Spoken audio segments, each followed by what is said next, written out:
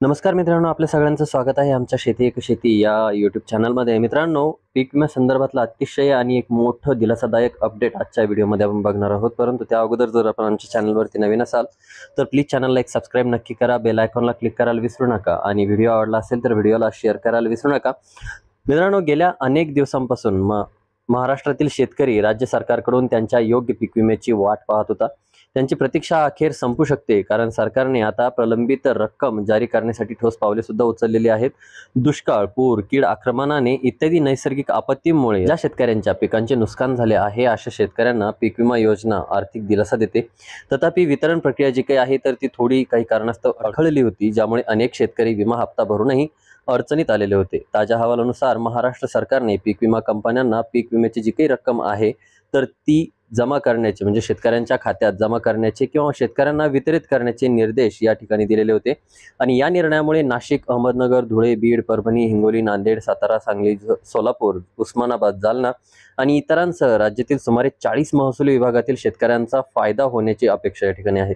पहिल्या टप्प्यात दुष्काळी परिस्थिती तसेच गेल्या वर्षी अतिवृष्टी आणि अवकाळी पावसामुळे गंभीर परिणाम झालेल्या 18 जिल्ह्यांना प्राधान्याने पीक विम्याची रक्कम मिळणार आहे. या जिल्ह्यांमध्ये सुकलेल्या मातीचा दुहेरी फटका आणि अवकाळी मुसळधार पावसामुळे कृषी उत्पन्नामध्ये मोठ्या प्रमाणात नुकसान झाल्याचं आपल्याला आढळून आलेलं होतं.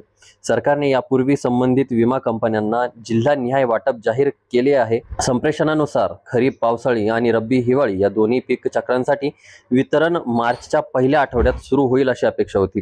महाराष्ट्रातील शेतकरी प्रधानमंत्री फसल विमा योजना आणि राज्य पीक विमा योजनेअंतर्गत त्यांची वैध थकबाकी मिळवण्यासाठी वेळोवेळी पाठपुरावा करत होते आणि त्याच अनुषंगाने 33% जास्त पीक नुकसानीच्या पात्र निकषांच्या पूर्तता करणाऱ्या प्रदेशांसाठी विमा उतरलेल्या रकमेपैकी 25% आगाऊ रक्कम म्हणजे पेमेंट म्हणून जारी केले गेले होते. उर्वरित 75% रक्कम जी काही आहे तर ती आता एका वर्षापेक्षा जास्त काळ अडकलेली होती. हा विलंब प्रामुख्याने पीक कापण्यांचे प्रयोग पार पाडण्यात आणि विमा कंपन्यांकडून देय रक्कम निश्चित करण्यात विलंब झाल्यामुळे झाला. राज्य सरकार आणि विमा कंपन्यांमध्ये प्रीमियम, समाविष्ट क्षेत्र आणि इतर मापदंडावर मतभेद सुद्धा होते. राज्याच्या ताज्या निर्देशानुसार विमा कंपन्यांना पे आउट जलद करण्याच्या सूचना देण्यात आलेल्या आहेत. या संदर्भात शेतकऱ्यांच्या तक्रारींचे निराकरण करण्यासाठी जिल्हा स्तरावर समर्पित तक्रार कक्ष देखील स्थापन करण्यात आलेले आहेत. पीक विमा योजना ही महाराष्ट्र सरकारची दुष्काळाशी लढा देणारी एक महत्त्वाचा उपाय आहे, ज्यांनी त्यांच्या उत्पन्नाचा बराचसा भाग गमावलेल्या शेतकऱ्यांना दिलासा दिला आहे. हवामानातील बदलामुळे अधिकाधिक अनिश्चित बनत असताना शेतकऱ्यांसाठी अशा सुरक्षा जाळ्याची अधिक महत्त्वाची बनल्या आहेत.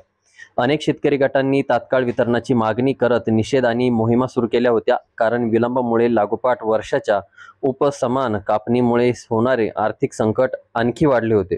अधिकाऱ्यांच्या हस्तक्षेपामुळे अखेर अडचणीत सापडलेल्या शेतकऱ्यांच्या हातात पीक विम्याची रक्कम देण्याचा मार्ग या ठिकाणी मोकळा झालेला आहे. तर अशा पद्धतीचा एक महत्त्वाचा आणि अतिशय मोठा अपडेट आपण या व्हिडिओमध्ये बघितलं. व्हिडिओ आवडला असेल तर व्हिडिओला लाईक करा, चॅनलला सबस्क्राईब करा आणि अशाच व्हिडिओची लगेच माहिती मिळण्यासाठी आमच्या चॅनलच्या बेल आयकॉनला ऑल नोटिफिकेशनवरती सेट करायला विसरू नका. भेटूया नवीन व्हिडिओशी, तोपर्यंत धन्यवाद.